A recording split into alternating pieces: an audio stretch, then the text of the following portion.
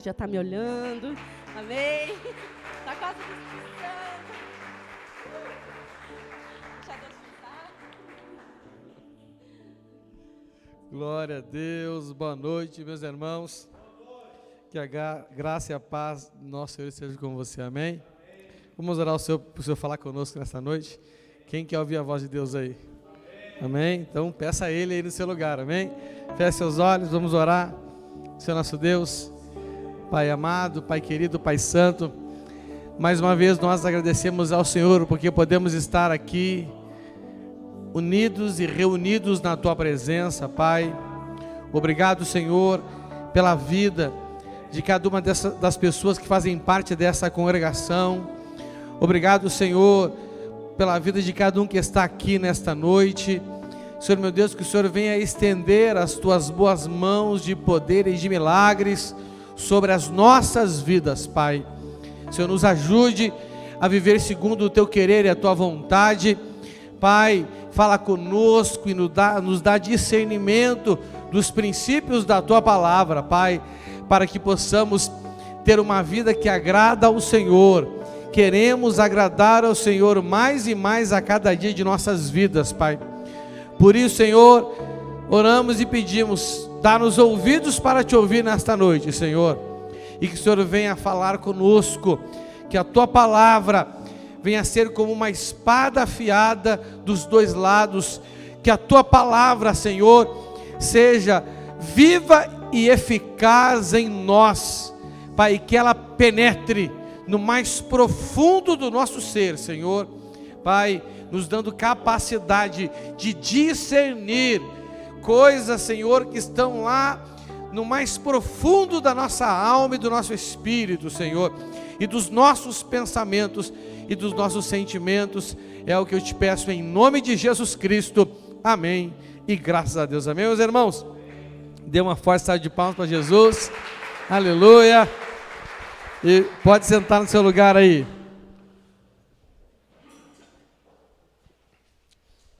Irmãos, a semana passada comecei a ministrar para vocês com o objetivo de direcionar o nosso sacrifício anual, amém?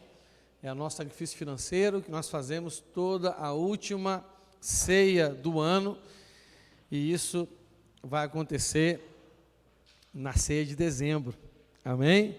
Não é?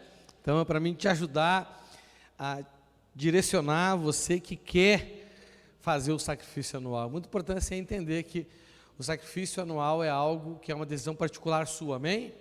Não é? Se você crê, se você decide fazer, eu quero te orientar nisso. E essa palavra não é só para quem vai fazer o sacrifício anual, até porque uma vida em Cristo é uma vida que exige sacrifício, amém? E não adianta nós sacrificarmos de qualquer jeito. Todo ano eu oro a Deus a fim de que o Senhor me dê uma palavra que te ensine a fazer sacrifícios aceitáveis ao Senhor, não é? E esse ano o Senhor me deu uma inspiração, e o tema para nos ensinar a fazer sacrifícios, inclusive o sacrifício anual, não é? Sacrifício de amor à casa de Deus. Repita comigo: sacrifício de amor à casa de Deus, amém? Esse lugar aqui é a casa de Deus? Esse lugar aqui é a casa de Deus? Sim ou não? Não. A Bíblia diz que Deus não habita em construções feitas por mãos humanas, mas a casa de Deus hoje, o templo de pedras vivas, é a igreja, amém? Então nós temos que amar a igreja do Senhor Jesus, e quem ama faz sacrifícios. Faz ou não faz? Quem ama alguém aqui nessa vida? Quem ama pelo menos uma pessoa? Tenho certeza que você já fez sacrifício por ela, não é? Se você não faz sacrifício, me desculpe a sinceridade, mas você não ama coisa nenhuma. Vamos lá então, o nosso texto base está lá em 1 Crônicas, no capítulo 29, do versículo 2 ao 5, na NTLH. Eu vou fazer, eu vou recapitular o que falamos no domingo passado, e depois quero entrar no que temos para hoje, no que Deus me direcionou para ministrar na sua vida hoje, amém? 1 Crônicas 20, do 2 ao 5, diz assim: para construir o templo do meu Deus, preparei com todo o esforço o material necessário, isto é, ouro, prata, bronze, ferro, madeira, pedras de ônix, pedras preciosas, pedras de várias cores para os mosaicos e muito mármore. Mas além de todos os preparativos que fiz para o templo, dei também prata e ouro que me pertencem, pois amo o templo do meu Deus. Dei mais de 100 toneladas do mais puro ouro e 240 toneladas de prata pura para revestir as paredes do templo e para todos os objetos que os artesãos vão fazer. Agora, quem está disposto a dar ofertas ao Senhor Deus por vontade própria? Amém? No domingo retrasado, o Senhor me deu uma inspiração e eu preguei para você sobre o tema que a igreja, ela é a mãe de todas as bênçãos. Na verdade, de todas as bênçãos que o Senhor nos deu, a igreja, ela é a bênção central da nossa vida. Por quê? Porque a partir da igreja, todas as outras bênçãos nos alcançam, amém? Não é? Não é a igreja que salva, mas é através da igreja que Deus salva, não é a igreja que prospera, não é a igreja que cura, não é a igreja que liberta, mas Deus estabeleceu a igreja, sendo o corpo de Cristo, como o meio pelo qual Ele vai fazer todas as coisas, não é? Então, né, nós temos que acreditar de todo o nosso coração que a igreja, ela é a mãe de todas as bênçãos. Tem vezes que a Lara, ela fica brava comigo e às vezes fica brava com a Leia, e aí ela fala assim para a mãe dela: mamãe, tu não é mais a minha mãe. Tem horas que ela fala para mim: tu não é mais o meu pai, não é? E quando ela fala para mim assim: a mamãe não é mais a minha mãe, né? Eu digo para ela assim: mas como que a mamãe não vai ser tua mãe, filho? Não, a tua mamãe não pode deixar de ser tua mãe, não é mais, só tu que é meu pai. Eu falei assim para ela: filha, se não fosse ela, tu não existiria. Essa é uma grande verdade, não é verdade? E tem muitas pessoas que entram nessa loucura espiritual, não é? É o famoso Deus sim, igreja não, não é? É porque não amam a igreja, não é verdade? Mas a igreja, ela é a mãe de todas as bênçãos. Aqui na terra, a igreja, ela é a bênção principal das nossas vidas. E nós precisamos receber a igreja, nossas vidas, como uma grande bênção. E nós precisamos colocar, não é, a igreja num lugar especial da nossa vida. Precisamos classificar a igreja como a principal bênção de Deus para a nossa vida aqui na terra, porque sem ela as outras não virão até nós, não é? As pessoas perguntam assim: pastor, qual que é mais importante, a salvação ou a igreja? Não é? Bom, se a gente pensar assim, por um lado, rapaz, a salvação que me leva para o céu, não é verdade? Né? A salvação é eterna, a igreja é eterna? Não, a igreja vai acabar um dia.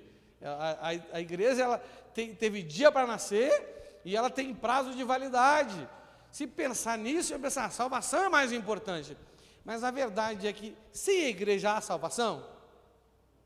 Não há, não é? A Bíblia diz que todos os que pedirem a ajuda do Senhor serão, mas como pedirão, se não conhecerem? E como conhecerão, se não ouvir falar dele? E como ouvirão falar dele, se não ouvirem a mensagem? Como ouvirão a mensagem, se a mensagem não for pregada? E como a mensagem será pregada, se não forem enviados os mensageiros? Não é verdade? E quem envia? A igreja. Jesus por meio da igreja. Então, eu classifico a igreja dessa forma. Só que nem todas as pessoas classificam a igreja dessa forma, não é? Porque a igreja somos nós, porque a igreja tem problema, porque a igreja tem defeitos. E por que a igreja tem problema e tem defeitos? Porque eu e você estamos nela, é ou não é verdade? Quem além de mim aqui tem problema e defeito? Ah, beleza, é nós.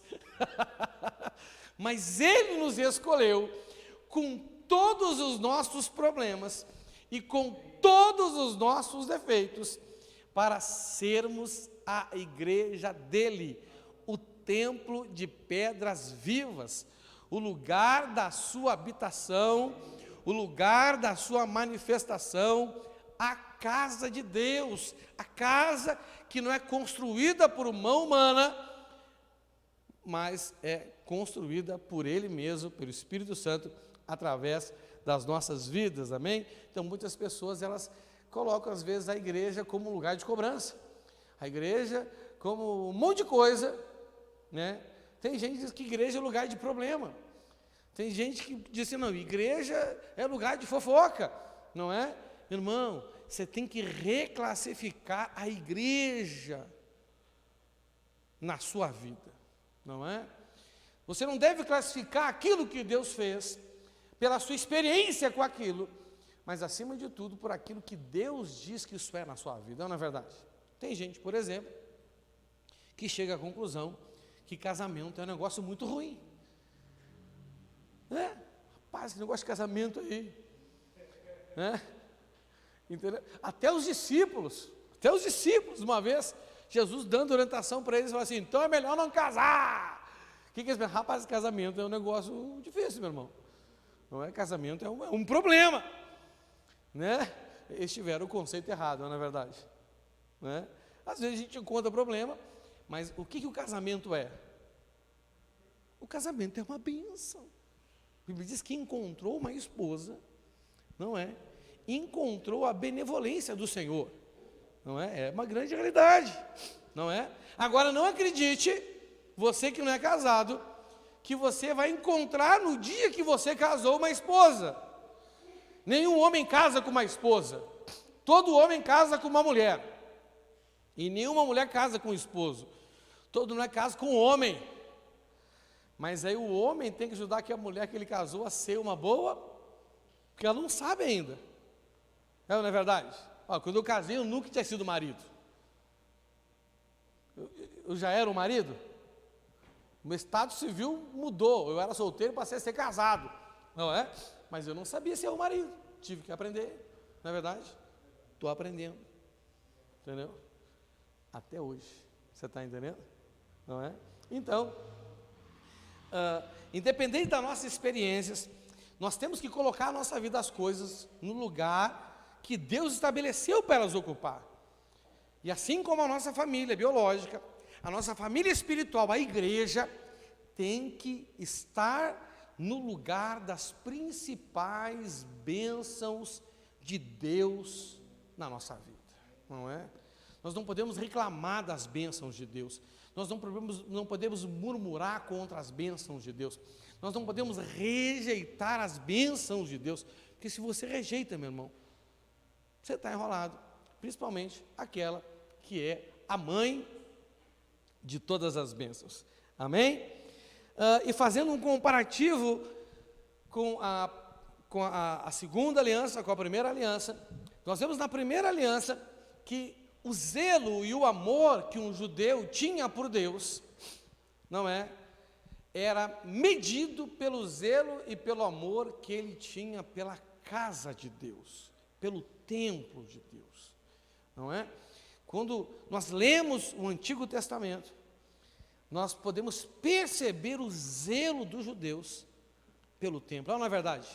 O zelo dos judeus por aquilo que representava a presença de Deus no meio deles. Até hoje, essas pessoas idolatram um muro, que é chamado Muro das Lamentações, que é o que restou do templo de Salomão.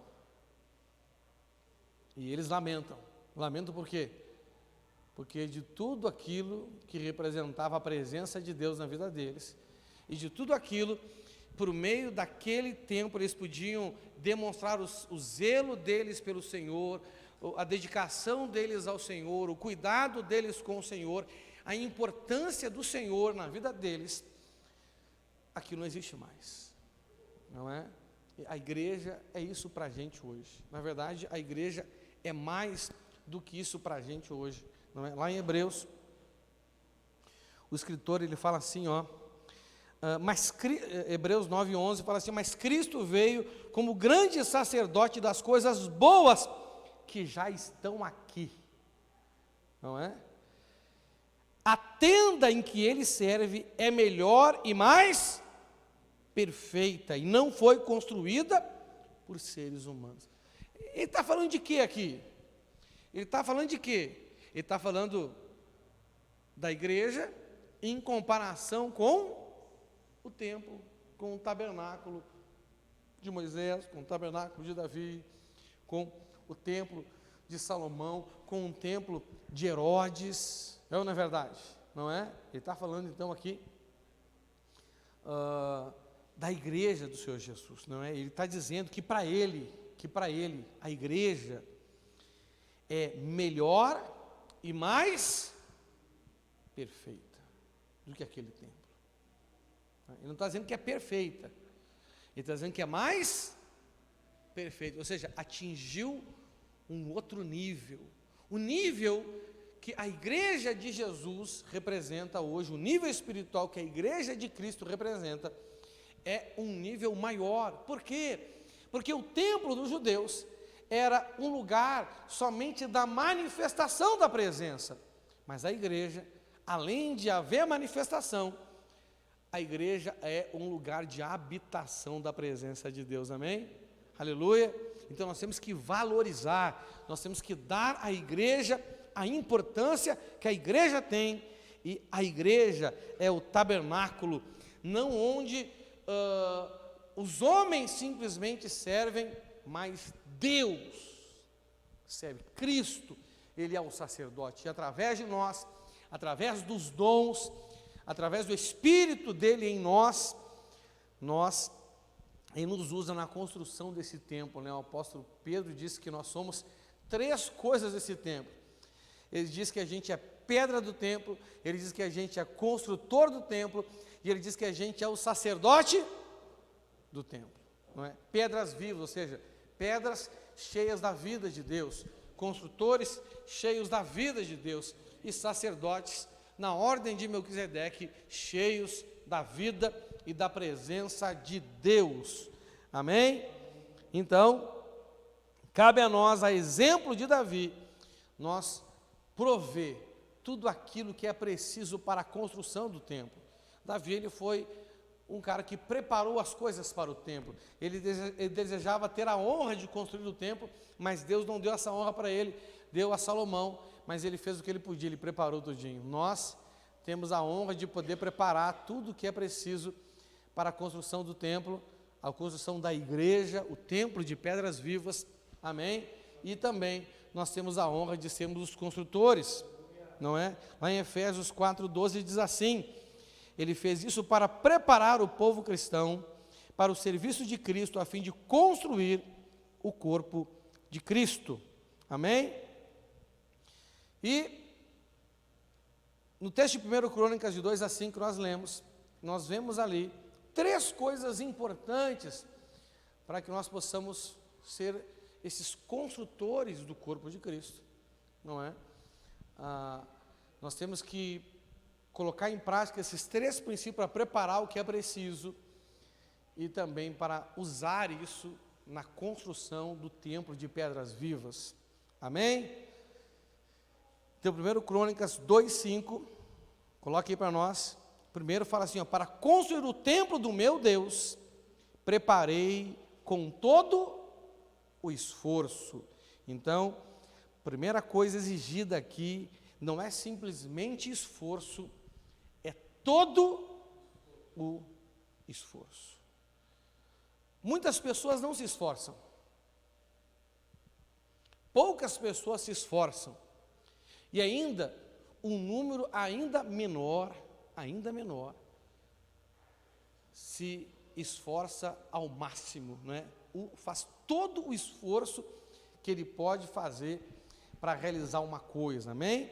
Segunda, que é preciso aqui, é generosidade. Onde é que está isso? Quando nós olhamos para o contexto quando nós olhamos para esses versículos e vemos a quantidade daquilo que foi dado, isso revela o quê? Generosidade, sim ou não? Não é? A Bíblia diz que Deus ama quem dá com alegria.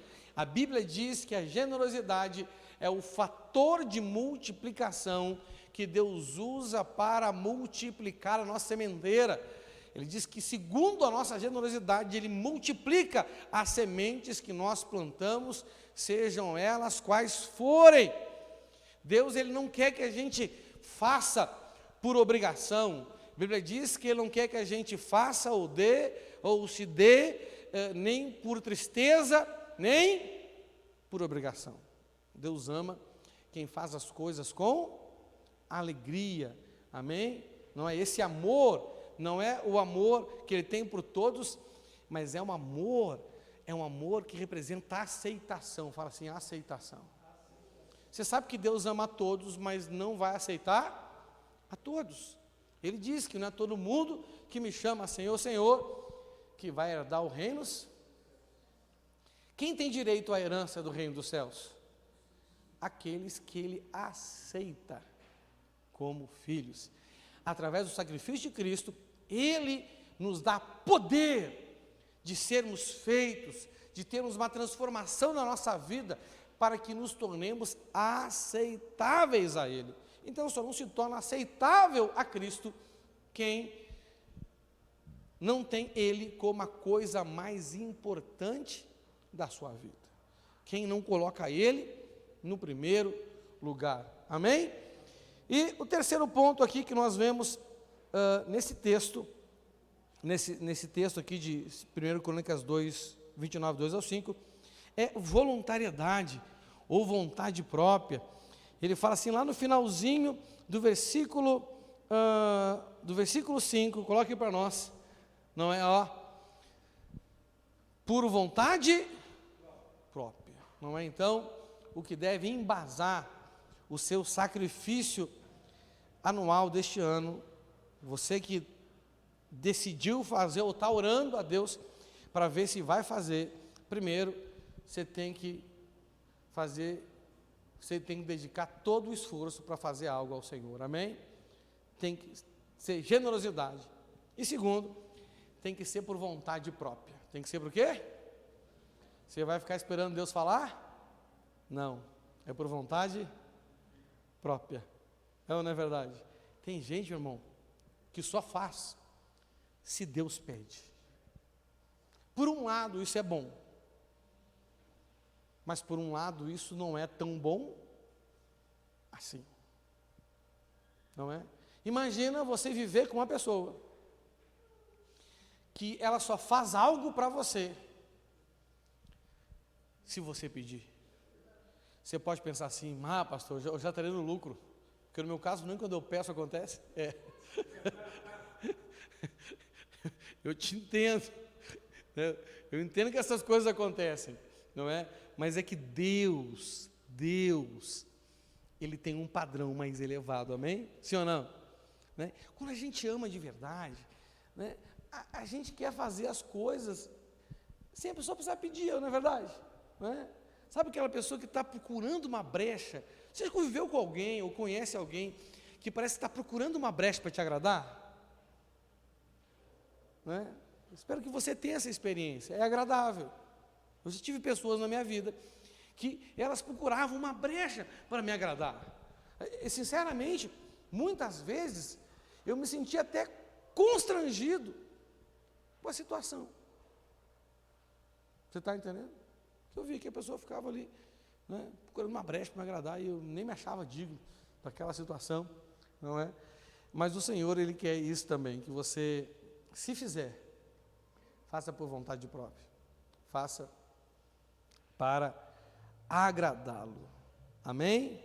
Então, são esses os 3 princípios que nós devemos usar para estabelecer a nossa oferta de sacrifício anual, amém? o sacrifício de amor à casa de Deus. Nós precisamos fazer 3 tipos de sacrifício para construir a casa de Deus, para construir a igreja, entenda? Eu estou usando o termo casa aqui, mas é a casa espiritual também, gente. Eu não estou falando de prédio, de parede, de teto, tudo isso aqui é importante, a gente precisa. O que seria de nós se a gente tivesse um lugar para nos reunir? Não é verdade? Não é? Mas eu estou falando do templo espiritual, do templo de pedras vivas, a igreja do Deus vivo, o lugar da sua habitação. E nós, não é? A nossa coletividade aqui forma a igreja do Senhor Jesus. Nós temos que amar o ambiente que é gerado pela nossa união em Cristo. Você sabia que, não é? Existe um ambiente aqui que é gerado pela nossa união em Cristo? Existem 2 ambientes aqui. Existe um ambiente espiritual e existe um ambiente sentimental. Porque uma pessoa, ela determina esses 2 ambientes, ela colabora, né, para formar esses 2 ambientes onde ela está. Ela colabora para formar o ambiente espiritual e o ambiente sentimental, não é? Nós estabelecemos o ambiente espiritual que nós vivemos a partir da aliança que temos com o Senhor, amém? Nós entramos em aliança com o Senhor, e porque temos uma aliança com o Senhor, nós passamos a ter uma aliança uns com os outros, não é verdade? O que me faz ser irmãos dos meus irmãos biológicos? Ser filho do meu pai e da minha mãe, não é verdade? Quem é filho do pai aí? Quem é filho da mãe aí? Aleluia, Deus, não é? Então presta atenção, esse vínculo forma um ambiente espiritual, não é? Mas também, e nós temos que amar esse ambiente espiritual, amém? Porque esse ambiente espiritual que gera aqui, que é gerado aqui, ele se dá porque nós temos uma aliança com Deus. Mas aqui também nós temos um ambiente emocional, sim ou não? O que estabelece esse ambiente emocional? Que por causa de Deus, nós temos uma aliança um com o outro, não é verdade? Sim ou não? Lá em Gênesis, lá o clima estava ruim na família de Adão. Por quê? Porque Caim estava bolado com Abel. Não é verdade? Não é? E quando o relacionamento deles não estava bom, um não queria saber muito do outro, não é verdade? Não é? Deus pergunta para Caim: "Você viu o teu irmão?" Ele perguntou: "Por acaso eu sou guarda do meu irmão?" Não é? Então, se você não está querendo muito assim, se interessa pelos outros, não quer cuidar dos outros, é porque o seu ambiente emocional está ruim, não é? Aí você coloca a culpa no ambiente, não é? Mas o nosso relacionamento não estabelece esse ambiente. Mas, acima de tudo, nós temos que amar esse ambiente espiritual que existe aonde nós estamos, em Cristo, não é? Espiritualmente falando, não precisamos estar reunidos aqui para estar debaixo desse ambiente. Nós somos uma congregação, nós somos um povo, sim ou não? Aliançado com o Senhor, e nós temos que amar esse ambiente, amém? Isso é muito importante. Então, para edificar esse ambiente, fazer que ele cresça, nós temos que dedicar 3 coisas importantes: tempo, fala assim, tempo, talento e tesouro. Tempo, talento e tesouro. Então eu tenho que fazer um sacrifício de tempo. Eu tenho que sacrificar para usar o meu tempo, não é? Nem sempre a gente está disposto, ou nem sempre a gente tem tempo. O que eu mais escuto as pessoas falar é que eu não tenho. Na verdade, irmãos, nós temos que parar com esse tipo de assunto, porque falar que não tem tempo é mentira. Fala assim, mentira. Porque nós temos tempo. Quem aqui tem 24 horas por dia no seu dia? A questão é prioridade. A questão é o quê? Prioridade. Além de prioridade, entendeu? Precisa ter organização. Fala assim, organização. Além de organização, tem que ter diligência. Fala assim, diligência. Eu entendo diligência como o empenho, o esforço que você coloca para fazer alguma coisa, que tem gente, meu, que tem 24 horas, não é? Mas para cortar uma cebola leva 2 horas. Irmão, como o cara usa 2 horas para cortar uma cebola? a vida inteira vai ter que ser cozinhar, porque se ele cortar a cebola de meio-dia, cortar a cebola na hora do almoço, já foi 4 horas da vida dele. Não é verdade? Sim ou não? Irmãos, eu fico impressionado com a ligeireza que a missionária lava uma louça. Entendeu? Tem horas que eu estou lavando a louça, ela chega assim, me dá aquele jogo de corpo assim, tipo futebol, deixa que eu lavo. E eu já levanto as mãos e já digo aleluia. E rapidinho ela lava a louça, meu irmão. Você está me entendendo? Não é? Mas é que eu tenho um problema para lavar a louça. Eu sempre coloco uma mensagem para escutar, aí eu fico ali entretido, daqui a pouco eu estou parado com o copo na mão ouvindo a mensagem. Aí daqui a pouco eu me ligo que eu tenho que continuar lavando a louça. Você está entendendo? É mais ou menos assim, não é? Mas tem gente, mas eu estou me distraindo com uma coisa boa pelo menos. Tem gente que se distrai com coisa errada. E aquilo que era para fazer em alguns minutos, às vezes leva uma semana. Você já viu aquela pessoa que leva uma semana para fazer um telefonema? Você já viu? Já ligou? Não liguei ainda. Vai ligar quando? Não sei, daqui a pouco. Já ligou? Não liguei ainda. Às vezes uma semana para o cara para fazer, não é? Um telefonema. Não estou julgando ninguém aqui, porque nesse aspecto eu não posso também julgar ninguém. Aí, Deus está falando. Então, gente, sabe, nós temos que ser diligentes, esforçados, dedicados. A gente tem que remir o tempo, a gente tem que aproveitar bem o tempo. Então, não existe não ter tempo. Existe falta de prioridade, existe falta de organização e existe falta de empenho. Não é? É isso que existe. O que você não está conseguindo fazer? Pastor, está faltando prioridade. Dê a resposta certa, isso vai te ajudar. Não está faltando organização. Não está faltando empenho, dedicação, diligência. Você está entendendo? Não é? Mas tempo não falta. A Bíblia diz que há tempo para tudo. E se está escrito que há tempo para tudo, filho, é porque de fato há tempo para tudo. Não é? Para tudo, não o que você quer, mas para tudo que Deus quer que você faça. Tenha certeza que existe tempo para isso. Talvez você, não é, está desviando a verba do tempo que Deus te deu. Você está me entendendo? É para você usar para uma coisa e você usa para outra coisa. Temos que sacrificar para dedicar os nossos talentos. Né? Nós temos que desenvolver os talentos, não é verdade? Não é? Então é muito importante. Eu compartilhei no nosso grupo de líderes uma mensagem lá que eu quero que os líderes escutem. Eu botei lá, escuta pelo menos 3 vezes. Então escute que vai fazer bem para a sua vida aquilo. E também nós temos que sacrificar os nossos tesouros, amém? Né? O tesouro aqui é a nossa oferta financeira, a nossa oferta material, amém? Entenda uma coisa, irmãos, nenhum deles substitui o outro, amém? Nós temos que fazer esses 3 tipos de sacrifícios, não adianta, não é? Para a sua casa, você tem que sacrificar tempo? Tem. Você tem que sacrificar seu talento? Tem também. Você não tem que aprender às vezes a fazer coisas que você não sabe fazer para ser um bom pai, uma boa esposa, um bom marido, uma boa mãe, um bom filho. Não é verdade? A gente tem que aprender, desenvolver novas habilidades. E alguém consegue ter uma boa família só com tempo e talento? Não tem. Precisa, meu irmão, ter uma casa para morar. Não é verdade? Uma cama, tem que ter geladeira, tem que ter comida dentro, tem que ter armário, tem que ter comida dentro, tem que ter chuveiro, e chuveiro tem que ser quente, ainda mais que em Curitiba. Não pode ser chuveiro que não esquenta direito. Não é verdade?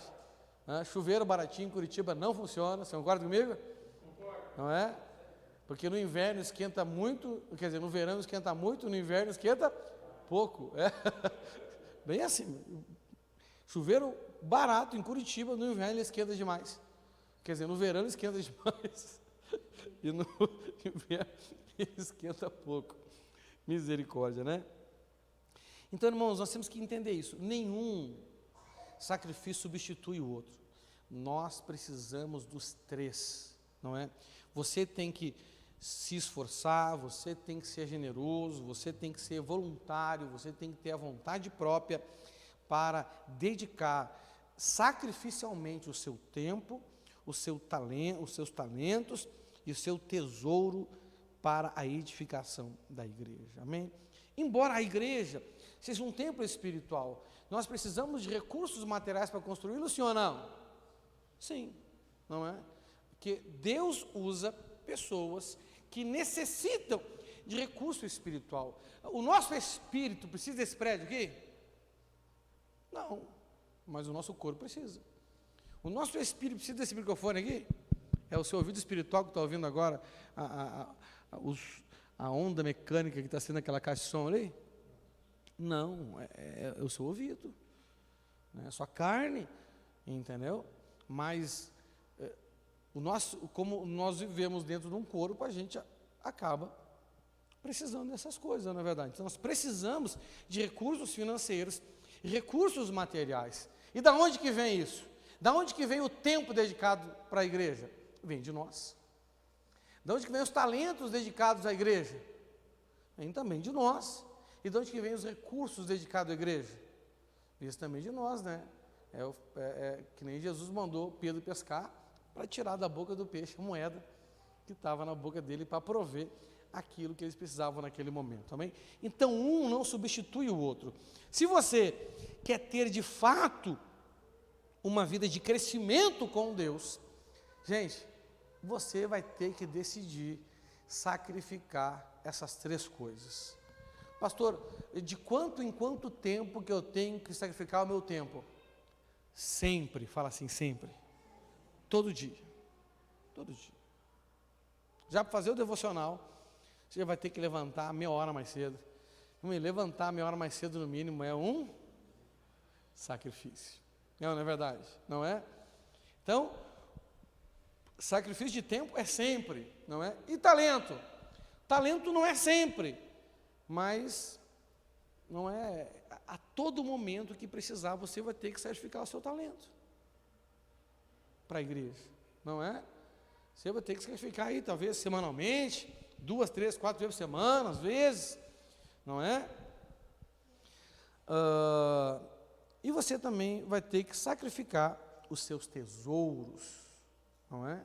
E sacrifício financeiro nós fazemos uma vez por ano aqui, você está me entendendo? Tem horas que até para devolver o dízimo vai ser um sacrifício, não é verdade? Mas não é propriamente um sacrifício isso. A situação, às vezes, gerou uma necessidade, uma dificuldade para você fazer. Então vai ser mais difícil. Mas é importante que você mantenha a sua fidelidade. Amém? Então quero direcionar você especificamente no sacrifício dos seus tesouros, embora não é, esses princípios aqui, eles são aplicáveis para tudo aquilo que nós fazemos para Deus. Amém? Na dedicação do nosso tempo, na dedicação do nosso talento e na dedicação dos nossos tesouros, a fim de proporcionar tudo aquilo que é preciso para a edificação da igreja do Senhor. Amém? Lembrando que um sacrifício não substitui o outro. Os três são importantes, não é? Se alguém perguntar para você assim, irmão, qual deles é mais importante? Os três são importantes, não é? O tempo é um sacrifício pedido diariamente, os talentos é um sacrifício pedido no mínimo semanalmente, não é? E o tesouro, quando Deus falar com você, ou quando você se propor no seu coração. E nós propomos fazer pelo menos um sacrifício financeiro no ano. Se você quiser fazer mais, aí é porque Deus falou com você. Amém? Que esse aqui seja o sacrifício da vontade própria. Beleza, meus irmãos? Aleluia! Mateus 6, 19 ao 21 diz assim: não ajuntem riqueza aqui na terra, onde as traças e a ferrugem destrói, e onde os ladrões arrombam e roubam. Pelo contrário, ajuntem riquezas no céu, onde as traças e a ferrugem não podem destruí-las, e os ladrões não podem arrombar e roubá-las, pois onde estiver as suas riquezas, aí estará o coração de vocês. Bom, nesse texto, não está dizendo para a gente não juntar dinheiro, para a gente não juntar bens materiais. até porque o Senhor tem essa promessa para a gente, amém?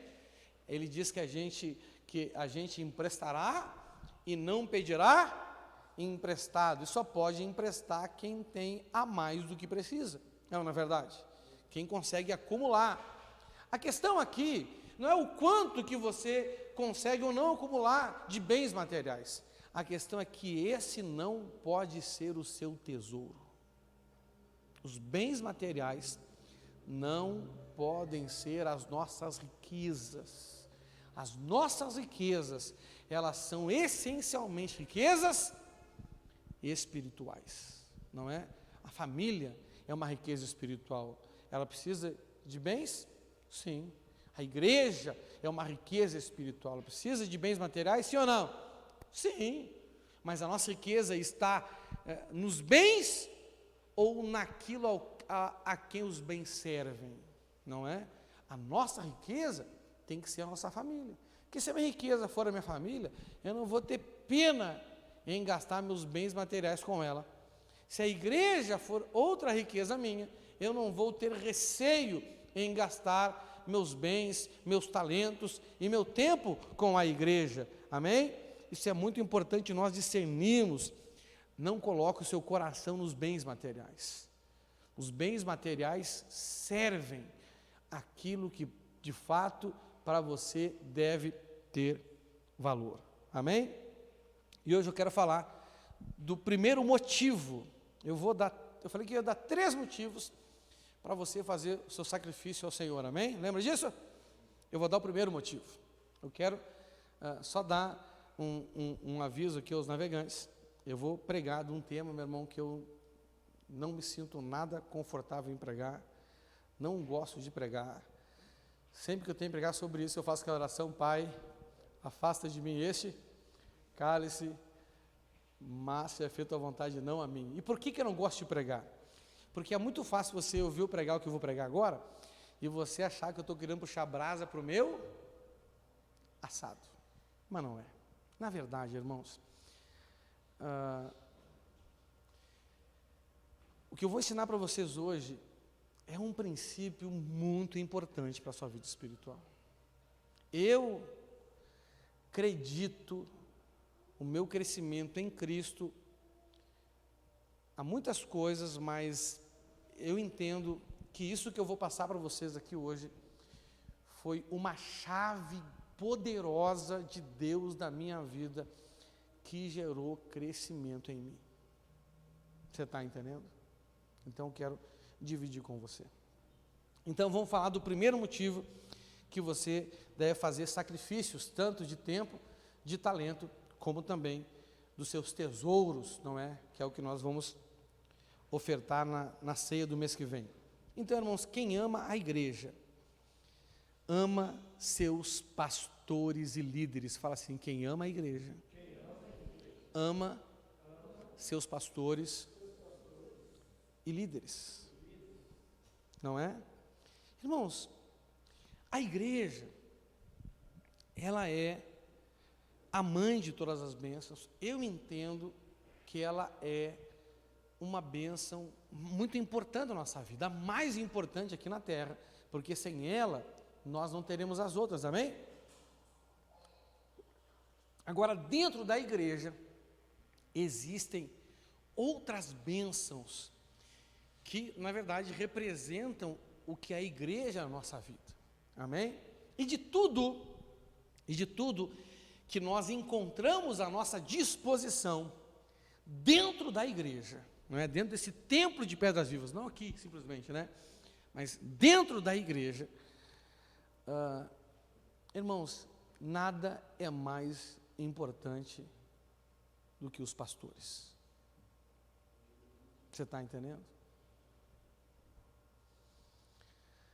Tem gente que valoriza o prédio, tem gente que valoriza o som, os equipamentos, não é? Tem gente que procura a igreja por causa disso aí.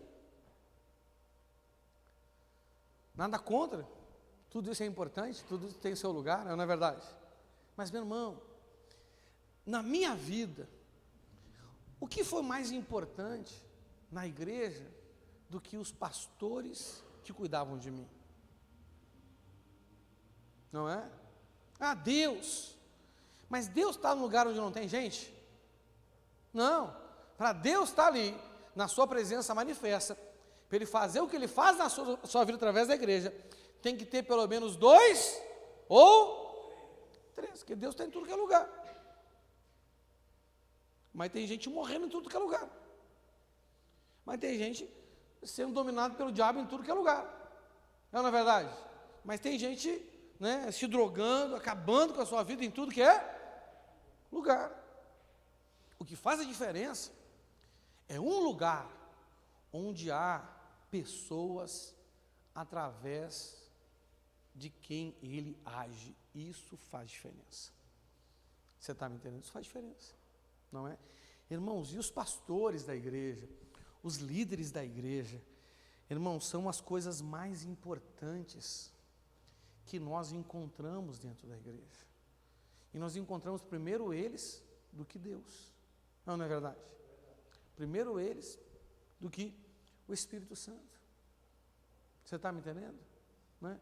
O que a parede da igreja faz por você? A parede da igreja é um instrumento de cura na sua vida? A parede da igreja é um instrumento de libertação na sua vida? Quem já viu gente possessa de demônio aí? Se essa pessoa fosse consultar o melhor psicólogo do mundo, essa pessoa seria instrumento de exorcismo na vida dela? Se fosse consultar o melhor psiquiatra, o melhor filósofo, o melhor coach, o melhor doutor,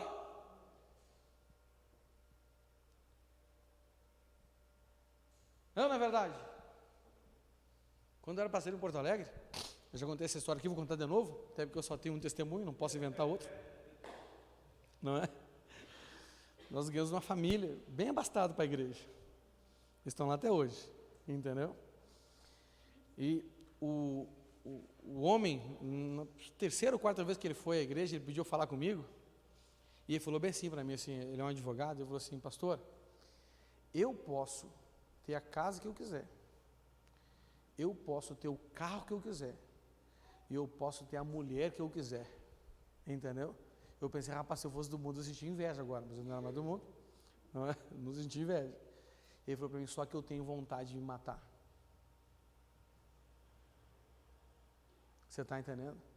O cara grandão, quase 2 metros de altura, lutador de jiu-jitsu, o braço dele, naquela época, era da grossura da minha cintura, agora a minha cintura está maior. Entendeu? Meu irmão, e nós começamos a fazer o aconselhamento, o mapeamento com ele, aquela coisa toda, não é? Meu irmão, Deus deu uma visão para ele, não é? Deu uma revelação para ele de algo que a mãe dele tinha feito. A mãe dele tinha ido numa igreja católica, uma igreja de São Jorge, e tinha oferecido para São Jorge uma vela do tamanho dela. Ela mandou fazer a vela para o tamanho dele, porque ele era doente, e alguém disse para ela fazer que ele ia ser curado. E o diabo curou ele. Só que depois começou a exigir a vida dele. Você está entendendo? Não é? O cara daquele tamanho assim, meu irmão. Daqui a pouco o cara ficou possesso, meu Deus do céu. Meu irmão. Lutador de jiu-jitsu. Pensa, meu irmão. Só acho que a gente não segura o nome de Jesus. Mas para quem ele poderia ter feito? Ele tinha todo o dinheiro do mundo. Ele podia consultar no médico que ele quisesse. Quem ia resolver a vida dele? Se não um pastor, se não uma pessoa consagrada a Deus, ninguém. Você está me entendendo? Ele tinha um outro colega, advogado também, que tinha um problema de epilepsia noturna. Em função disso, o cara não podia dirigir. Ele tinha vertigem e epilepsia noturna, não é? Ele embaralhava os olhos, tinha epilepsia, uma vez acordou pelado em cima do telhado da casa dele, entendeu? Ele era sonâmbulo também, entendeu? Olha só, ele nunca tinha levado os filhos dele para sair de férias, porque ele não podia ir para o lugar retirado, primeiro que ele não podia dirigir, ele ganhava bem, mas vinha de ônibus e voltava de ônibus trabalho todo dia, porque ele era proibido por mestre de dirigir, entendeu? Ele tinha um carro, mas quem dirigia era a mulher dele. Não viajava para lugar nenhum, distante, porque ele tinha medo de passar mal e precisar de socorro, e não tem que eu socorresse ele, não é? Aí esse primeiro aí, né, que era colega do outro, falou assim, ó, vai lá, né? Perguntou para ele assim, o que você daria para você ser curado dessa sua doença? Eu falei assim, eu daria tudo que eu tenho, daria até minha casa. Entendeu? Só acho que ele foi na casa da bênção. Se ele fosse na Universal, tinha levado a casa e tinha ficado com o demônio. Não é? Então, aí ele falou assim, então faz assim, ó, dá uma semana para o meu pastor. Eu falei, nossa, Deus, quando ele me falou isso, eu cheguei a me dar medo. Dá uma semana para o meu pastor, que tu vai ser curado desse negócio. E o cara foi lá. Então, e realmente, menos de uma semana, ele já estava livre de tudo isso que perturbava a vida dele. Uma vez, eles estavam numa audiência, os dois juntos numa audiência. O cara começou a passar mal e teve um ataque epilético no meio da audiência. E não era nada de epilepsia, era demônio. Eu estava no gabinete da igreja, comecei a orar por ele.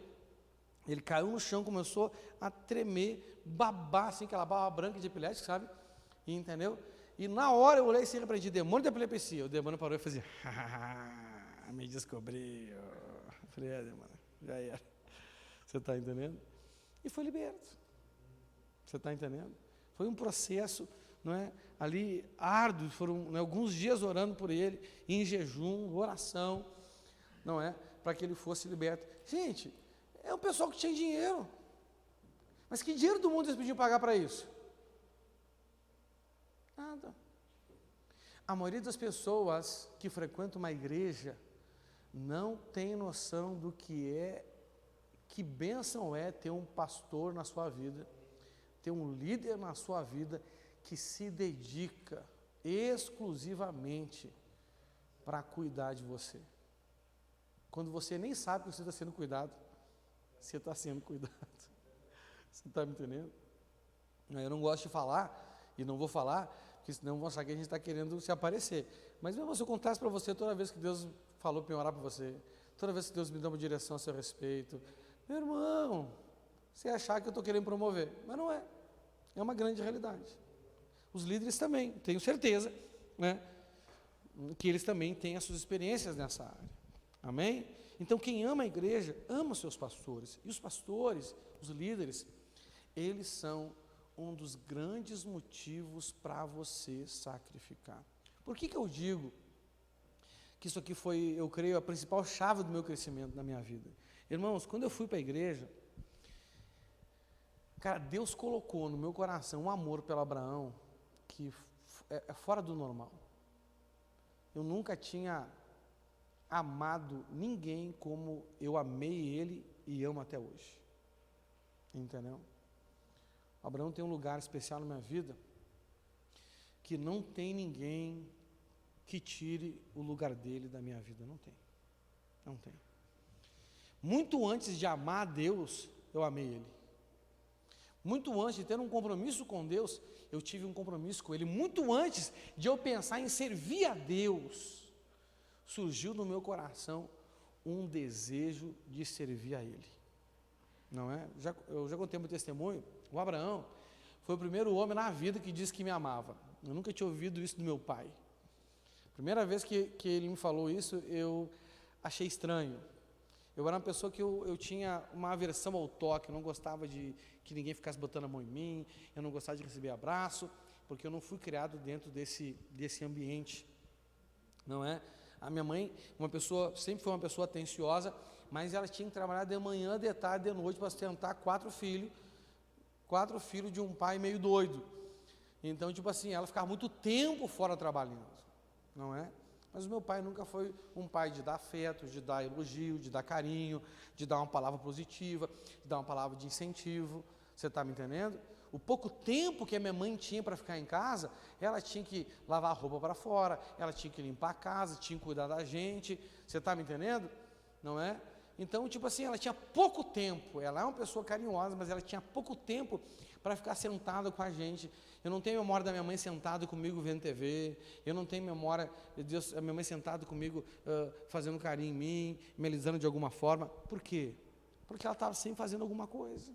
Porque ela trabalhava fora e trabalhava ainda dentro de casa. A gente começou a crescer e o trabalho de casa a gente começou a fazer. Mas mesmo assim ela tinha que trabalhar fora. quando eu e meu irmão começamos a trabalhar no secular, que o negócio começou a ficar melhor, não é? Mas eu já era um moço adulto já, você está entendendo? Então, eu criei um vínculo muito grande com ele, você está entendendo? E eu comecei a amá-lo, eu comecei a dedicar meu tempo por compaixão dele, comecei a dedicar meu talento por compaixão dele, comecei a dedicar meu dízimo, minha oferta e outras coisas para a igreja, porque eu vi o esforço que ele fazia. Você está entendendo? Isso foi uma grande chave de Deus na minha vida. Em Filipenses 4, do 18 ao 20, diz assim, ó, presta atenção. Eu vou ler na NTLH, Filipenses 4, 18 ao 20.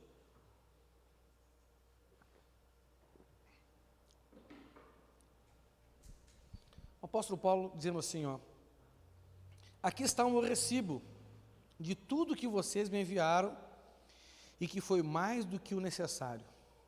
Tenho tudo o que preciso, especialmente agora que Epafrodito me trouxe as coisas que vocês mandaram, as quais são como um perfume suave oferecido a Deus, um sacrifício que Ele aceita e que lhe agrada. E o meu Deus, de acordo com as suas gloriosas riquezas, que Ele tem para oferecer por meio de Cristo Jesus, lhe dará tudo o que vocês precisam. Ao Deus e Pai seja dada a glória para todos sempre. Amém. Irmãos, você não vai encontrar em nenhum lugar da Bíblia uma palavra onde diz que Deus vai te retribuir segundo as riquezas dele. Não é? Deus dá sempre uma proporção para a gente, né? Quem planta muito, colhe muito, quem planta pouco, colhe pouco, né? Tem sementes que produzem 30, 60, até 100 vezes mais. Mas aqui, Paulo, inspirado pelo Espírito Santo, diz que o Senhor, Ele vai retribuir de acordo com as gloriosas riquezas que Ele tem para oferecer por meio de Cristo Jesus. Sabe o que é isso aqui? Isso aqui é aquilo que está além do que nós conseguimos pedir ou imaginar. O apóstolo Paulo fala que o sacrifício que aquela igreja fez para suprir as necessidades dele, que ele tinha para fazer a obra, você está me entendendo? Ele diz assim, ó, os quais são como um perfume suave oferecido a Deus, um sacrifício que Ele aceita e que lhe agrada. Então, todo sacrifício que você fizer, tanto de tempo, tanto de talento, quanto de recursos materiais, a fim de suprir a necessidade de pastores e líderes que Deus coloca na sua vida, a Bíblia diz que isso é um sacrifício que Ele aceita e que lhe agrada. Por isso que esse é um dos motivos principais pelos quais nós temos que fazer sacrifícios tanto de tempo, tanto de talento, como dos nossos recursos, dos nossos tesouros. Amém? Em Gálatas 6,6 diz assim, ó, a pessoa que está aprendendo o Evangelho de Cristo deve repartir todas as suas coisas boas com quem a estiver ensinando. Você está entendendo? E 1 Coríntios 9, do 11 ao 12, diz assim, se temos semeado entre vocês a semente espiritual, será demais se recebermos de vocês alguma recompensa material? Se outros têm o direito de esperar isso de vocês, será que nós não temos muito mais direito do que eles? Gente, olha o que Paulo está falando aqui. Você está me entendendo? Se os relacionamentos que você tem no mundo têm o direito de esperar uma retribuição material de você, a igreja não tem? A casa que você mora, a casa que você comprou, a casa que você aluga, de quem você alugou e de quem você comprou, não tem o direito de receber de você o pagamento? Sim ou não? Sim. Quando você vai no dentista, quando você vai no médico, quando você usa o transporte, essa pessoa não tem o direito de receber o pagamento por isso? Sim ou não? Tem. quando você não retribui, quando você não colabora, você está negando um direito que Deus diz que a igreja tem, que os líderes da igreja têm. Não é para administrar só para si mesmo, mas é para administrar para que todo o corpo de Cristo seja abençoado. Essa oferta que essa igreja mandou para Paulo supriu a necessidade pessoal dele, mas supriu também a necessidade ministerial dele. Não é essa a grande realidade, não é? Paulo, e muitas vezes ele mesmo trabalhou para sustentar, mas teve vezes que ele não pôde trabalhar e ele disse que passou nudez, fome, sede, não é verdade? Mas teve vezes que a igreja o ajudou, que os irmãos o ajudaram, e essa foi uma das vezes. E ele diz que Deus retribua vocês. Por quê? Porque a pessoa deve dividir as suas coisas boas com quem estiver ensinando, porque quando nós recebemos, quando nós damos sementes espirituais, nós também devemos receber as recompensas materiais.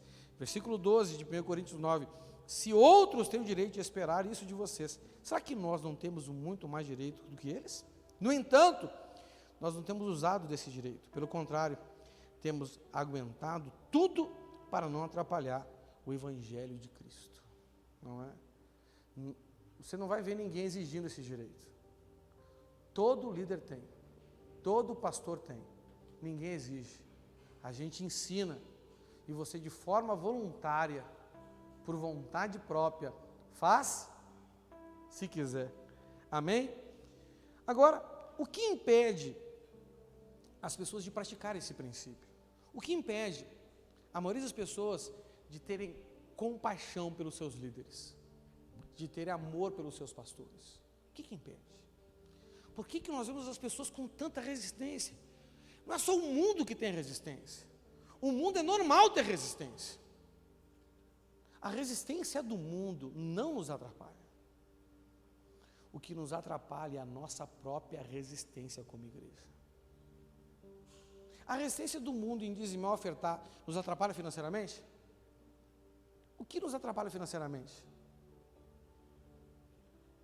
A nossa resistência em dizimar e ofertar. Não é verdade? Sim ou não? Não é? O que atrapalha a igreja? O preconceito do mundo que eles têm contra os pastores? Eu já ouvi tanta gente falar mal de pastor. Uma vez eu vindo de Porto Alegre para cá de ônibus, sentou uma senhora do meu lado, sentei bem no banco, bem da frente assim, ó, no segundo andar, aquele vidrão assim, gosto de sentar ali para vir curtindo a paisagem.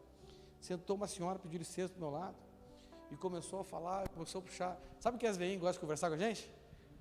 Eu já com fone no ouvido para escutar uma mensagem, a Bíblia, eu gosto de ficar escutando.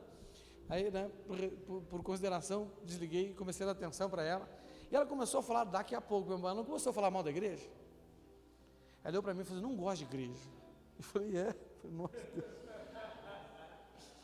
Eu perguntei, mas por que a senhora não gosta de igreja? Porque na minha opinião, pastor é tudo ladrão. Olhei para ela assim, entendeu? Liguei meu fonezinho. Ela falou, não, porque eu tenho que parar, passar a raiva para mim poder falar com ela. Chamou de ladrão, tá cara de pau. Você está me entendendo? Não é? Nem que eu quisesse roubar da igreja, eu podia, não sobra dinheiro, eu vou roubar o quê? Misericórdia. Meu Deus do céu, não é? Queria poder ser que nem os políticos, vão aumentar a arrecadação, vou puxar uma norma aqui para aumentar a arrecadação da igreja. Nem isso eu posso fazer, não é? Os irmãos não obedecem a palavra de Deus, obedecem uma norma minha, misericórdia, né? Então, gente, é os problemas da própria igreja que nos impedem. Só que entenda uma coisa, as restrições que você tem com a igreja são restrições que você coloca entre você e Deus. Se você não fizer, Deus levanta outro para fazer. Mas a restrição que você estabeleceu na sua vida entre você e Ele vai gerar um problema, vai ser um limitante que você vai colocar na sua vida entre você e Ele, entre o que Ele pode dar para você, amém? Então, irmãos, eu coloquei aqui 4 motivos, não são só esses, que impede as pessoas de praticar esse princípio aqui de Filipenses 4:18, que libera sobre a sua vida, entendeu? Um poder multiplicador de Deus em todas as áreas da sua vida, segundo as riquezas dele, que ele tem para te oferecer por meio de Cristo Jesus. Irmãos, a igreja é o corpo de Cristo, amém? Deus tem riqueza sem limites para te oferecer através dessa congregação, deste ministério. Coisa que você não tem nem capacidade de pedir nem imaginar. Mas pastor, por que eu não estou vivendo ainda? Porque você coloca a restrição. E a primeira restrição que as pessoas colocam são com seus pastores e líderes. Eu acho uma graça quando o senhor fala assim: pastor, eu gosto muito do senhor. Eu também gosto de você. Não tenho nada contra ninguém, mas você da igreja. Tem lógica isso? A pessoa não está sendo sincero, não é verdade? Não é? Essa é uma grande realidade. Primeiro, irmãos, qual o motivo? Não é? É que o primeiro é o individualismo e o egoísmo. As pessoas... Tem gente que dentro da sua própria casa, com a sua mulher, com seus filhos, com seu esposo, ele pensa em si, não pensa nos outros. Sabe aquela pessoa que come tudo e deixa nada para você? Sabe aquela pessoa que não gosta de fazer as tarefas de casa? Tem gente que mora assim com você? Ela é uma pessoa egoísta. Ela não está nem aí. Sabe aquele homem que vai no banheiro, não levanta a tampa, deixa tudo respingado? Não está nem aí. Lá em casa só tem eu de homem. Entendeu? Como é que eu vou deixar respingado para minha esposa, para minha filha? Não pode, não é verdade? Sim ou não? Mas as pessoas, elas são egoístas. Tudo que elas fazem é pensando nelas. Quando elas fazem, é pensando nelas. E quando elas não fazem, também é pensando nelas. São pessoas egoístas. E você tem que se livrar do seu egoísmo, do seu individualismo. Tiago 4, do 3 ao 4, fala assim, ó: e quando pedem, não recebem, porque os seus motivos são maus. Vocês pedem coisas a fim de usá-las para seus próprios prazeres. Ou seja, o foco da vida dela é ela mesma. Entendeu? A maioria do crente que dizima por causa dele mesmo. Não é? Ele não dizima assim pensando na igreja. Não, eu vou colaborar, eu vou ajudar, a igreja precisa, a igreja depende de mim, eu tenho uma responsabilidade. Você está entendendo? E, não, ele fala porque ele quer ser abençoado, ele fala porque ele não quer ele faz porque não quer que o devorador pegue ele. E quando ele não faz, né, quando não administra bem, quando compra mais do que devia e não consegue, né, dizimar e ofertar, essa pessoa se preocupa se a igreja vai pagar as contas dela ou não? Não. Está nem aí. Essa é uma grande realidade, não é verdade? Isso acontece com a maioria das pessoas. O que isso mostra? Que ela é egoísta. Você está me entendendo? Sabe aquele filho que você tentou a vida inteira? Começa a trabalhar, você pede para ele pagar uma conta, ele quase morre. Ai, meu dinheiro, e agora? Eu estou trabalhando para mim. Não pode botar a mão na cabeça e expulsar, porque é o devorador, o contador, o megador, tudo junto ali, num só. Você está me entendendo? Sangue de Jesus tem poder. Vocês fazem isso em casa, imagina na igreja. Aí no versículo 4 ele fala assim, ó: gente infiel. Será que vocês não sabem que ser amigo do mundo é ser inimigo de Deus? Quem quiser ser amigo do mundo se torna inimigo de Deus. Ou seja, uma pessoa que não faz as coisas por amor à igreja, a esse ambiente espiritual sagrado que é formado pela nossa união com Cristo, é amiga do mundo. E por ser amiga do mundo, se torna inimiga de Deus. E Cristo, em vez de ser pedra angular, que vai fazer você crescer, se torna pedra de tropeço na sua vida, meu irmão. Então abandona esse egoísmo aí, essa individualidade, em nome de Jesus, amém? O segundo, não é?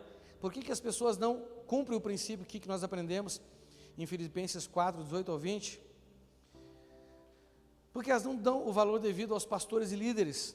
Mateus 6,4 fala assim: mas Jesus disse, um profeta é respeitado em toda parte, menos na sua terra, entre os seus parentes e na sua própria casa. Não é? Meu irmão, quem é líder sabe disso. A gente fala, ora, jejua, prega, aconselha, ensina, visita, se gasta para cuidar dos irmãos. Não é verdade? Aí vem alguém de fora e dá uma palavra que a gente já cansou de dar. A pessoa fala, Deus falou comigo. Quando a gente é imaturo na fé, a gente sente até raiva disso. Eu cansei de falar. Por que não escuta? O que isso mostra? Não é? Meu irmão, a mesma dificuldade que você tem em receber algo de alguém, se torna a mesma resistência que você tem em dar qualquer coisa para esse alguém. Você está me entendendo? Quem de vocês aqui está num grupo de célula? E quantas vezes manda mensagem lá, você lê e nem responde?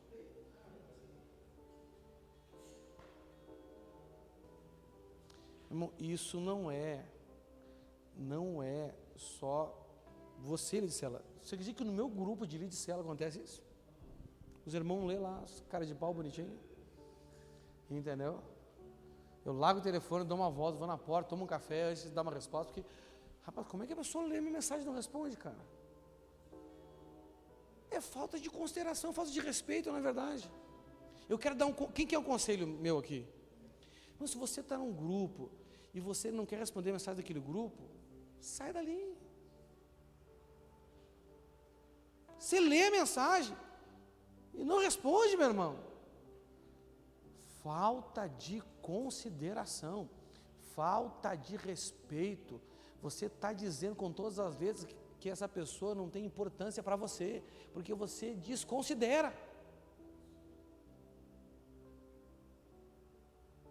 Ah, pastor, não é bem assim. Então me explica o que é. Ah, pastor, que eu estava distraído. O problema é que você é distraído com quem você não dá valor. Quem é importante com você, você não é distraído. Você está entendendo? Não é? Então, vigia, abre os olhos e os ouvidos também. Não é? Então, não dá o devido valor aos pastores e aos líderes. Não é? Tem gente, meu irmão, que dá mais valor para o liderado do que para o líder. Meu irmão, o canal que Deus vai usar para te abençoar, para te fazer, entenda, olha, a sua bênção não está na minha mão, mas eu sou um canal de bênção para a sua vida. A sua bênção não está na mão do seu líder, mas ele é um canal. Se você fecha o canal, filho, a água está na torneira, mas se não abrir, não sai. Não é verdade? Não é? É uma grande realidade. Então, dê o devido valor, dê a devida importância. Terceiro motivo pelo qual as pessoas têm dificuldade de colocar esse princípio em prática: as críticas que os pastores e líderes sofrem. Meu irmão, olha só. Líder, pastor ser criticado é bíblico, amém? Sim ou não? Assim como Jesus ser traído também era, mas ai daquele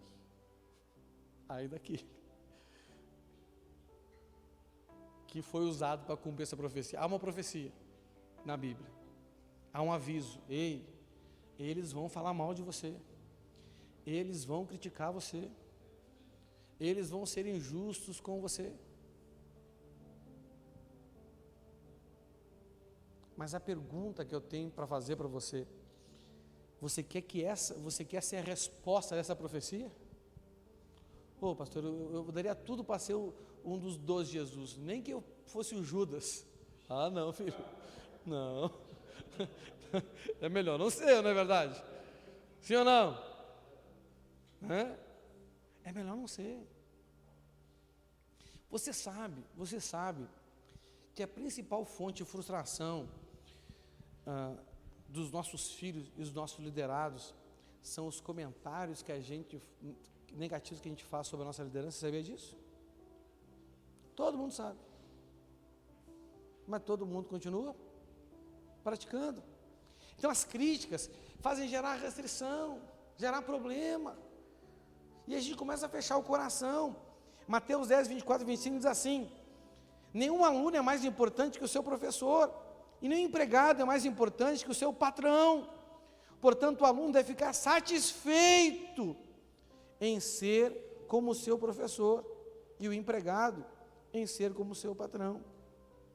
Se o chefe da família é chamado de Beelzebul, então as pessoas da família serão xingadas com nomes piores ainda.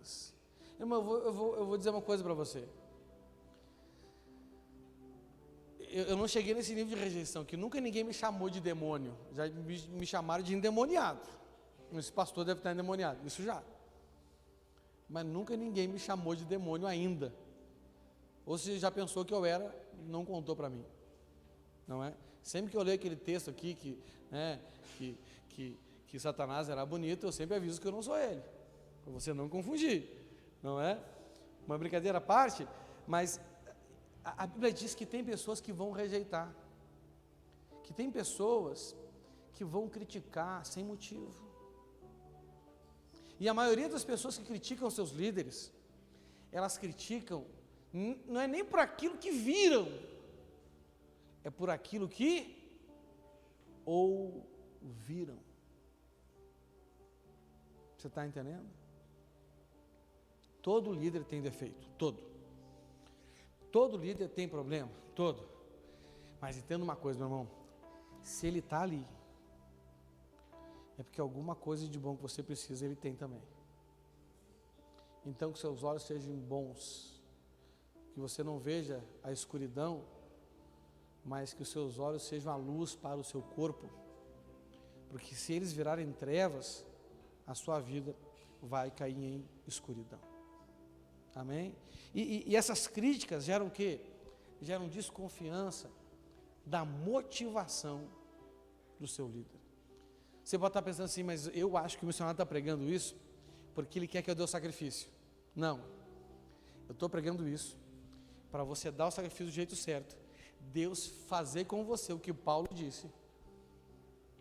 Que a prosperidade dessa igreja não está no seu sacrifício. Está no que Deus vai fazer na sua vida através do seu. Aí sim. Você está me entendendo? Não é? Eu oro para que o seu dízimo mensal seja do valor do sacrifício que você conseguir dar esse ano. Aí, você está entendendo que a condição muda completamente? É ou não é verdade? Sim ou não? Muda completamente. Não é? O apóstolo Paulo, dentro desse texto, desse contexto desse texto que ele falou assim, ele falou assim, nem que eu esteja interessado em receber coisas de vocês, muito pelo contrário, eu quero que mais coisas Deus acrescente na sua vida. Esse é o objetivo de Paulo, esse é o objetivo de um líder, de verdade, que através daquilo que você faça, você cresça. A bênção que vem para essa igreja, não é simplesmente aquilo que você fez, acima de tudo, o que faz a grande diferença, é o que Deus fez na sua vida através daquilo que você fez. Amém? Seu sacrifício vai durar, 1, 2, 3 vezes no máximo aqui na igreja. E se você crescer? Aí vem a verdadeira bênção para a sua vida e também para a igreja. Amém? E o outro motivo que as pessoas não aplicam, o que a gente vê aqui em Filipenses 4, 18 ao 20, é que elas não se preocupam com os sentimentos dos pastores e dos líderes. Nós, como pastores e líderes, nós precisamos ter um cuidado para não ferir as pessoas. Mas é verdade que a maioria das pessoas não se preocupa com o sentimento dos seus pastores e dos seus líderes. Eles esquecem que Deus nos deu um coração de carne e não de pedra. Hebreus 3,17 fala assim, Obedeçam aos seus líderes e sigam as suas ordens, pois eles cuidam sempre das necessidades espirituais de vocês, porque sabem que vão prestar contas disso a Deus. Se vocês obedecerem, eles farão trabalho com alegria. Fala assim, com alegria. Mas se vocês não obedecerem, eles trabalharão com tristeza, e isso não ajudará vocês em nada. Então, irmãos, olha só, um liderado, ele tem que gerar alegria no coração do seu líder. Eu me lembro uma vez, foi a última vez que eu faltei culto na vida. Eu faltei poucas vezes culto, mas eu nunca mais faltei depois disso. Eu me lembro uma vez que eu vi tristeza nos olhos do Abraão, porque teve um culto onde muita gente não foi. E eu vi que aquilo gerou tristeza no coração dele. E eu era um dos cabras que não tinha ido no culto. Por quê? Nem me lembro. Mas se não me lembro, é porque não era nada importante. Mas eu me lembro que eu não fui. E eu me lembro de ter visto pesar no coração dele, como eu amava muito. Eu falei, rapaz, não vou faltar mais. Eu não quero, eu nem conhecia esse princípio ainda, mas eu me importava com ele. Gente, você que é líder, você sabe que a presença de cada um é importante, sim ou não? Quando nós vemos as pessoas chegar, isso vai alegrando o nosso coração. É ou não é verdade? E você que não é líder, pega a dica. Nós nos alegramos com a sua vida. A sua vida é um dos principais presentes que Deus deu para nós nessa terra. Porque o nosso chamado só tem sentido em você. Adianta, eu tenho chamado, eu tenho unção e não preciso de ovelha nenhuma. Eu sou louco? O chamado se completa em quem? Nas pessoas que a gente cuida. O que me adianta ter unção e ter dom se não tem gente para cuidar? Não é verdade? Mas a gente vê que as pessoas não se preocupam com o sentimento do seu líder. Eles não estão nem aí. O líder tem que se virar, o líder tem que resolver os seus sentimentos. Só que a Bíblia diz que se você não se preocupa em ajudar o seu líder a fazer as coisas com alegria, o que ele faz não vai adiantar nada na sua vida. Irmãos, de todo o meu coração, eu creio que na minha vida não falta unção porque eu busco. Eu creio que na minha vida não falta revelação de Deus porque eu busco. Mas será que isso tem adiantado para a sua vida?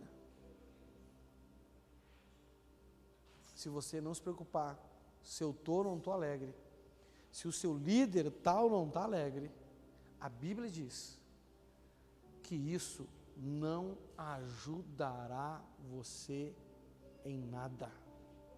Se preocupe com a alegria do seu pastor, da sua pastora, dos seus líderes. Gente, isso vai mudar a sua vida. Isso é uma chave que tem sido perdida, porque no mundo nós estamos perdendo o princípio da honra, do zelo e do cuidado por aqueles que nos cuidam, não é? Imagina, hoje a maioria das pessoas tem problema com pai e mãe, não vai ter problema com o líder e com o pastor. Olha que desgraça. Você está me entendendo? Assunto que não resolveu com o pai, assunto que não resolveu com mãe, não é? Eu entendo que a maioria faz isso por limitação mesmo, uma limitação espiritual de coisa não resolvida na sua vida. Mas entenda, você precisa romper esses limites. Se você não romper, você nunca vai ser recompensado, conforme está escrito aqui, de acordo com as gloriosas riquezas que Ele tem para oferecer por meio de Cristo Jesus. Por isso, um sacrifício para suprir as necessidades pessoais e ministeriais dos seus líderes.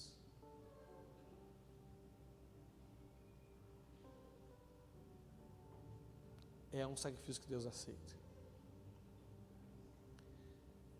Pessoalmente, hoje eu não preciso nada. Graças a Deus. Se for botar no lápis, tenho até mais do que preciso para viver. Mas ministerialmente, nós somos uma igreja muito limitada.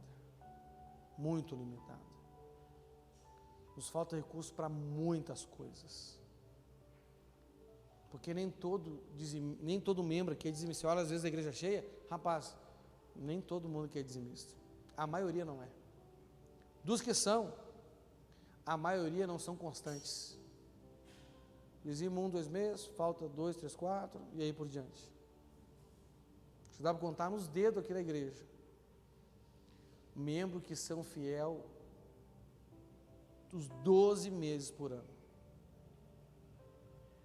Não vou chutar para não errar, mas não deve ser, sei lá, eu acho que não passa de 10, eu acho.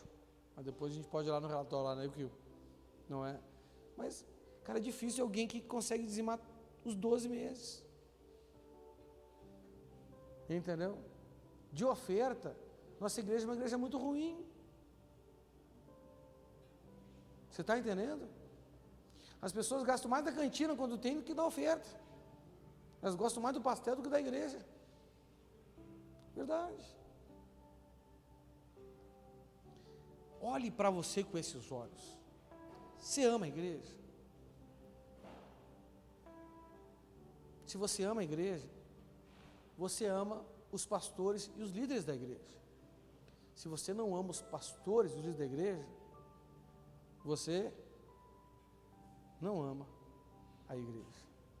Fique de pé no seu lugar, vamos orar ao Senhor. Feche seus olhos. Senhor meu Deus, Pai,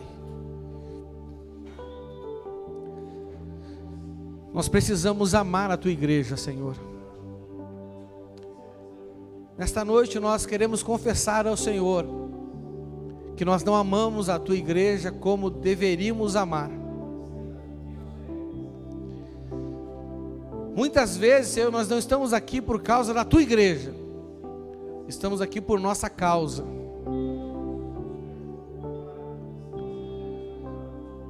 Mas a Bíblia diz que aquele que procura os seus interesses perderá a vida verdadeira. Mas aquele que nega os seus interesses por causa do Senhor e do Evangelho terá a vida verdadeira. Senhor, e nós sabemos e cremos que para termos a vida verdadeira, nós precisamos estar aqui não por nós mesmos, mas pelo Senhor e pela Tua igreja, Pai. Porque a Tua igreja é o corpo do Senhor. A Tua igreja é o caminho que o Senhor abriu, um novo e vivo caminho pelo qual nós andamos.